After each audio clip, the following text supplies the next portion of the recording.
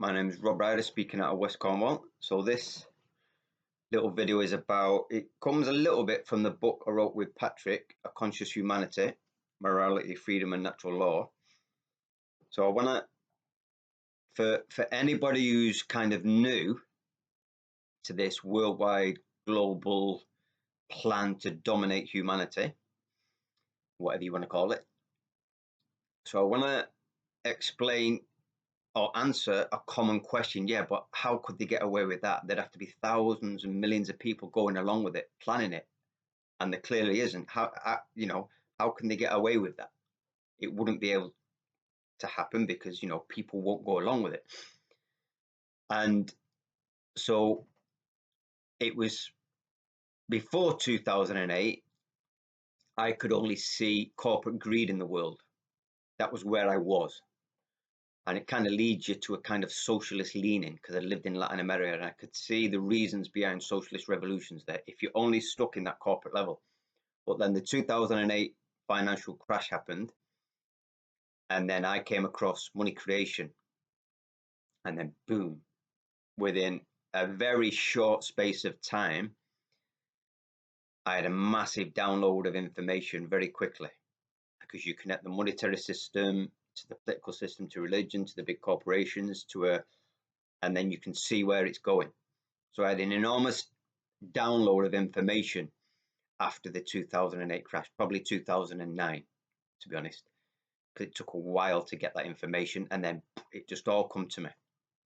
But then I was still left with one question, but how can they do that? They'd need so many people in on it. And the fact is they don't, because of this hierarchical system, this pyramid system of control on a need-to-know basis. And so I'm thinking, right, I know what they're doing, I know where they want to go, but I'm not sure how they're going to get there, because it will take everyone to go along with it. And so I want to focus on one aspect, which was my light bulb moment on this. So if you go back to a previous video I did about the Matrix Revealed, and when I show them the political map and the geographical map of the world, we've been told and brainwashed to believe the world is this political map, and all the laws, etc., are real, whereas actually we live in the geographical, the natural world, which is what this book about, is going back to natural laws. So we've done that, but I was thinking, right, okay, but still, how are they getting away with it? And then I came across a video of Brian Gerrish of the UK column, and this must have been late 2009, something like that, because I contacted the UK column in 2010 because I discovered them and started distributing their newspapers when they used to just do newspapers like The Light, before they were a TV program or a news outlet, should we say. And the reason I contacted them, not just because they're articles, because I seen a video of Brian Gerrish, which was dated 2007, which I believe he told me it was his first public talk he'd done on common purpose in, I think it was Leicester. I'll try and find the video below if I can find it, but I think it's still out there on YouTube. So Brian had been exposing from at least 2007 publicly common purpose.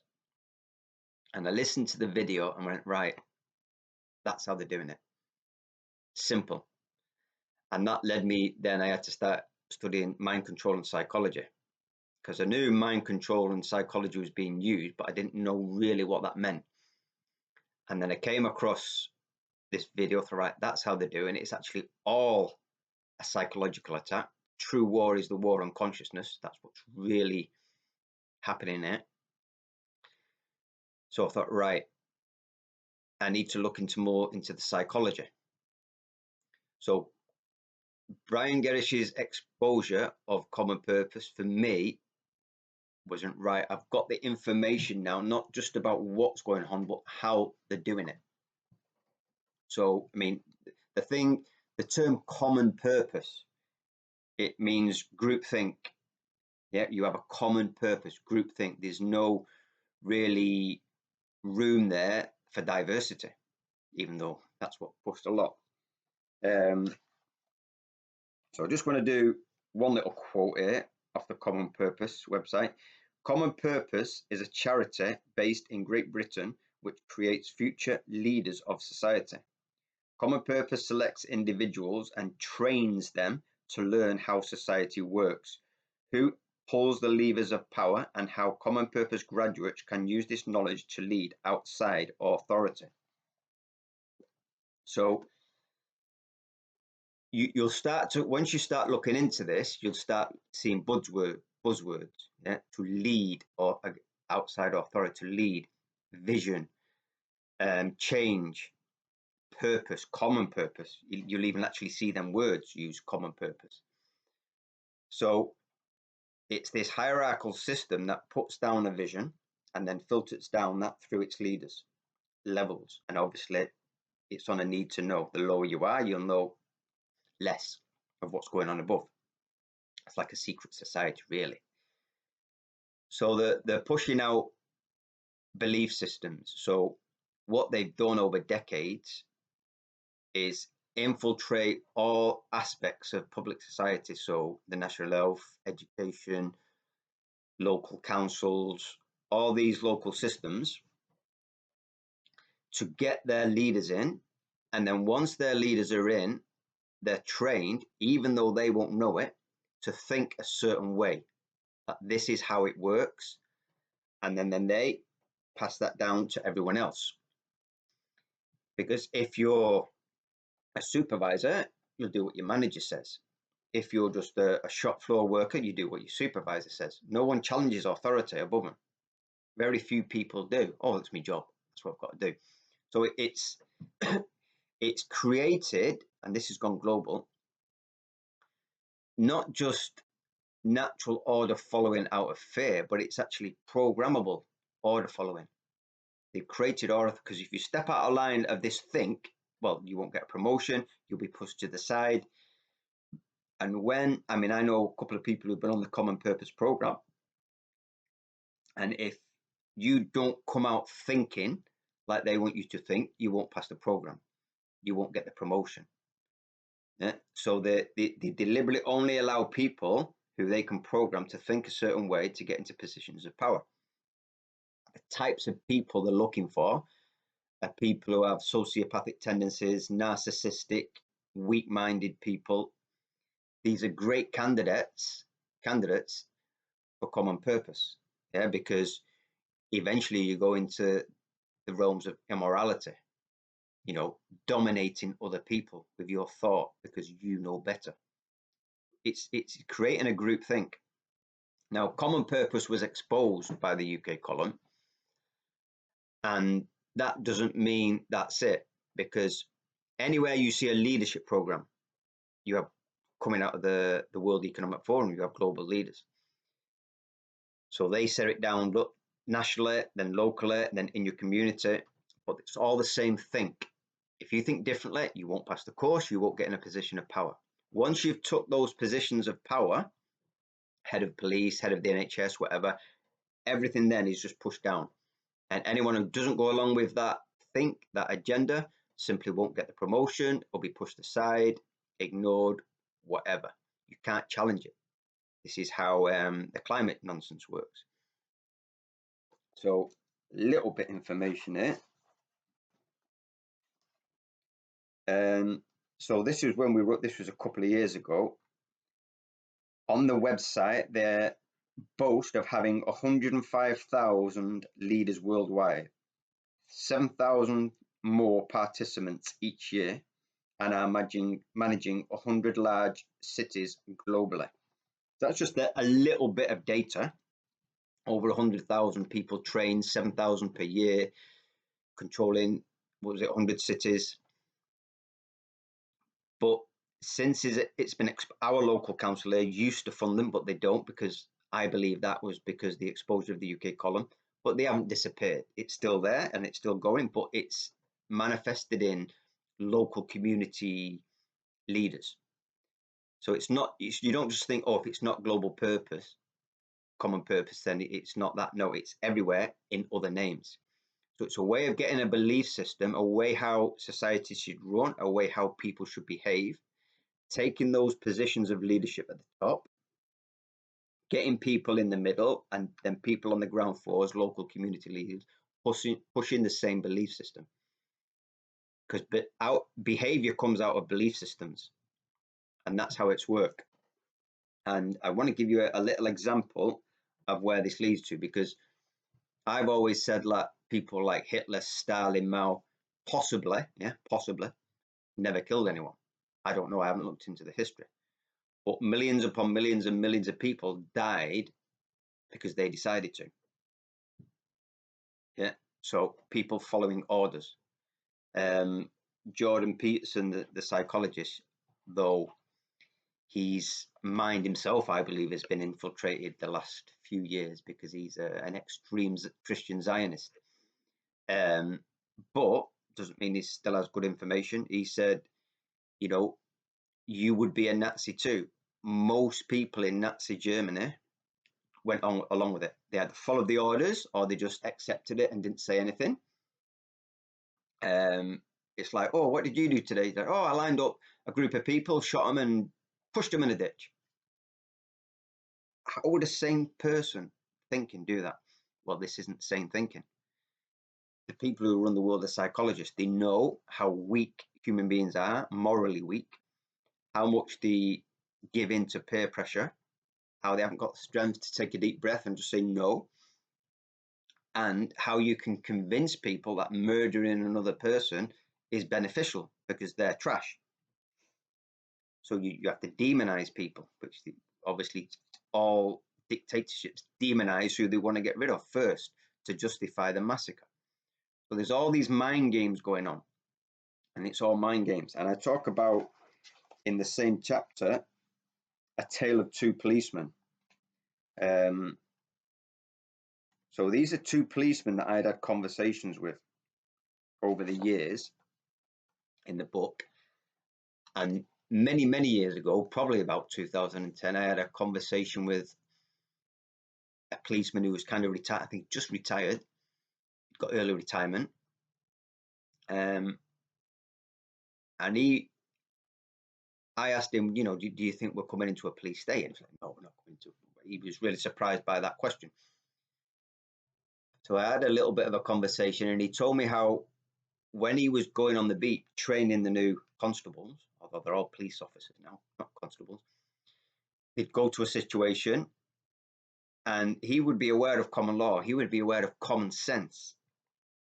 So he'd go into a situation and he'd be able to think for himself, you know, I can just have a word with this person here. Okay, let it go. Just, you know, move on. Whatever. He could use his own discernment and common sense to deal with a situation. But what he said to me was very enlightening. The new people who was taking out, the younger recruits, were just interested in following everything by the book. He didn't realize it. That's how you create a police state. He was what I would say the old-fashioned constable that you want, who's aware that is there to keep the peace, can use a bit of common sense. You know, if somebody's technically broke a law or whatever, you just say, come on, leave it out, just move on, and we'll sort it out. Maybe two people are having a bit of a fight, a bit of an argument. You shouldn't be fighting in public, but it's happened. All right, you go home, sleep it off, you go home and keep the peace. Yeah. Nowadays, no. So we say nowadays they were following orders. So that's a precursor to a police state. Fast forward 10 years, I had another conversation at the lockdown with another copper. Again, seemingly a nice guy, family man. And when I said to him, you know, people are dying at homes, in the homes, because of the fear mongering coming out of the government about this invisible enemy, because they're too afraid to go in hospital. People are dying at homes when they might be having a heart attack, a stroke, or whatever, but they're too afraid to call the ambulance. And he said, well, that's their fault, isn't it? Can you see the change in mindset? What's happened? So you've got a man who genuinely believes he was doing his duty for the general public, keeping the peace, who could use his common sense. and another man who's like cold. Well, the government said this, follow that, tough. And it's the other man, and in the same conversation, he's one of them policemen who would say about control and paperwork and control. Well, if you've got nothing to hide, what's your problem? This is a police state. This is how you build a police state. And that, over the last 2 decades, has crept right throughout all society, not just the police. So you look at the order following during the lockdown inside hospitals, care homes, etc., that killed tens of thousands of people. Just order following, that's all it was. Following protocols. Because people are weak, they're morally weak, spiritually weak, if you want to call it that. They just follow orders. They accept authority as real when it's not real. And they haven't got the bit of that to just say, no, I ain't doing it. They haven't got it. People haven't got it. People are weak, generally speaking. Very few people will stand up and say no. And when they do, there's going to be a backlash. So you get this 1%, maybe even less, that would do it. And they know that. They know that. And that's how you create a police state. And what it is, and I hear a lot of people saying, oh, whether it be anyone in public, a teacher, someone in the care home, nursing home, in the hospital, policeman, and when they see him outside of the work, without the badge, without the uniform, oh, it's a lovely person, nice person. Oh, she's lovely, she's a nice person. Really? As soon as they've got that uniform on, they become sociopathic. Order following. Zero compassion. And this is what's happening. The global elite, as I've said in other videos, are completely, utterly irrelevant. All the worldwide presidents, prime ministers, whatever, are the ultimate puppets, as in they're just useful idiots as well. How much of them are consciously aware of what they're doing or not, I don't know. I think a lot of them aren't, but they're just puppets as well, giving orders out, and then they get followed locally, and they get followed, and everybody just follows an order. So you look at where is the power. Well, it's pointless challenging the elite. They're way out and doesn't matter. The prime ministers, leaders of countries are irrelevant, completely irrelevant. The only thing you can affect is what's happening locally, as I've said before in other videos. All the people that are really running the show are these order followers, brainwashed, who pushing an agenda locally in your community. And it could be your family members.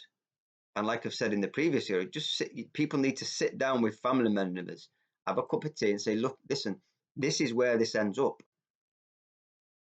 For your children, do you want to be a part of this? And you're looking around, maybe your neighbors, people, oh, they're lovely people. And they always say good morning, always helpful. Yeah, but they're ruthless. As soon as they've got that badge and that uniform on, the agenda, whether they're consciously aware of it or not. You just look what they're doing with lying to children and pressurizing them to get these vaccines in schools. Pressure. They'll push and push. I've experienced it myself. I've seen it, so I know it, what they're doing. They're not even aware of what they're doing. As soon as you challenge them with information, they're trained to not challenge, walk away, because they know they can't back it up with science. And you look at, again, in my other book, Medical Despotism, that I wrote with Patrick, you talk about the psychological techniques coming out of the WHO, lists things in 3 simple ways. What was it? Stay at home, stop the virus, stay safe, whatever it was. 3 things. This comes from the WHO on people when you want to push out vaccine propaganda. But then when you challenge back with data, walk away. Why? Because they can't challenge the data that we've got. It's all mind control, and it's a way of dealing with children, the way they do it. I spoke to someone during the lockdown who has a lot of experience with autistic children, and this green, amber, red light signal, and these 3 things, stop the virus, stay at home, stay whatever. This is how you speak to autistic children. This was what somebody who trained in that spoke to me. It's got to be very simple instructions. It's very psychological. They treat us like children. Repeat messages, and treat us like children. And this is how a couple of guys in a room somewhere, probably in wherever, the Vatican or wherever, sit down, have a cigar, and control the whole world. And it was the common purpose leadership program that made me see how it's being done. Not just what's being done, but how is it being done. And people need to understand this, because the real threat isn't in London in Parliament.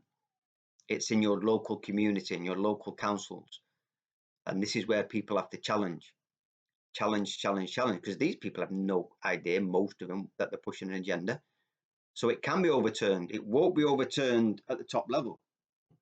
It is what it is for them. They'll die on that hill. Locally, people really don't know what they're doing. Unless you understand this common purpose and common purpose type leadership programs and the psychology that you're dealing with, we're not really going to get anywhere. And this is why people, might vote reform or whatever, thinking that's a solution. No solution in that. So people have got to be aware there's a lot of so-called nice people out there doing really bad things. And this is how all tyranny has taken place, by people, not by the leaders. They sit down sending orders out. When are we going to stop following orders? All starts with becoming conscious. That's why the book's called A Conscious Humanity. You have to be conscious of what's going on first. Take a step back and look at it. Right, what am I actually dealing with here? You're dealing with a mindset. That's ultimately what you're dealing with. Then you have the choice, right? Should I be behaving in the right way? Which sometimes will mean just saying, no, I ain't doing that. And saying to another person, you can believe what you want, but don't impose it on me. And there's too many nice people out there. Way too many nice people. Being a nice person isn't good. A nice person isn't a good person. I got to a point many years ago, I don't actually care if I have any friends anymore. Don't care. You do what's right first. And if friendship comes out of that, great. If you lose friends, it's unfortunate. I've got friends from being a baby I'm still in touch with back in Manchester. And they'll always be my friends because they're my real friends that I was brought up with that made me. But the truth has to become first before that. The truth and doing the right thing has to become before that. And if your friends support you for that, great. If they don't, that's just unfortunate. This isn't a popularity test or anything. This is about speaking the truth, because the consequences of not, we know it's all out there now. The game's up. We know, people know what the future is, this digital control system, total control, but people don't really know what they're dealing with, and they're dealing with a mindset in their local community. That's where the attention should be, not in Parliament. They ain't going to change. They're so unbelievably mind controlled, blackmailed, whatever. I've said in my money book, basically we have if you look at the government's own data, a bunch of child raping, warmongering crooks running the whole of societies everywhere. Now, I'm not accusing every politician of raping children, being a warmonger, being a crook.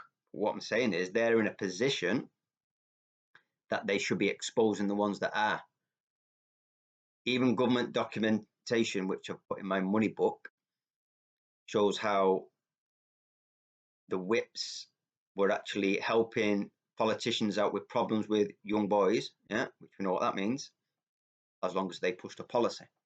Which means what? It means you have child rapists working within the establishment that are being looked after as long as they pass a policy. Now, if you're in the public servant, if you expose that and speak up against that, then you become part of it, because that's your job, is to speak up and speak the truth. You can't turn away and say it's got nothing to do with me. Being a public servant, You're in there whether you like it or not. If you can't take the heat, you have to step down. So that mindset at the top ain't going to change. It'll change on the ground level, and it'll change. It's all our family members, our friends who are pushing this agenda on ourselves. We need to sit down and have a cup of tea with them. Say, listen, this is what you're doing. The digital ID can't come in because Starmer says it takes thousands upon thousands of people to physically do the work to push it out. They might even be people who are against it. Then don't do it then. It's not difficult. Oh yeah, but this, that, yeah. Well, there's going to be consequences. Yeah, there's going to be consequences. You might lose your job, whatever. But the consequences of going along with it, well, we know what that is. Total, utter tyranny and slavery for our children. I can't give you a better option. Yeah, don't do it and it'll all be great. It might not be, but it is what it is. You've got to deal with it how it is. You've got to take some moral stance somewhere. It takes millions and millions of now to take a moral stance, or we ain't getting anywhere. And the way you deal with it, having cups of tea with your family, your friends who are pushing the agenda, enlighten them a little bit and say, listen, you don't have to do this. At the end of the day, if they want to do it, leave them alone. Don't argue with them. We don't have to go to war with them. Right, go away. But keep out of my life. You're enslaving my children, then we have to cut ties, I'm afraid. That's just how it is. So I've said before, that's the real division we need.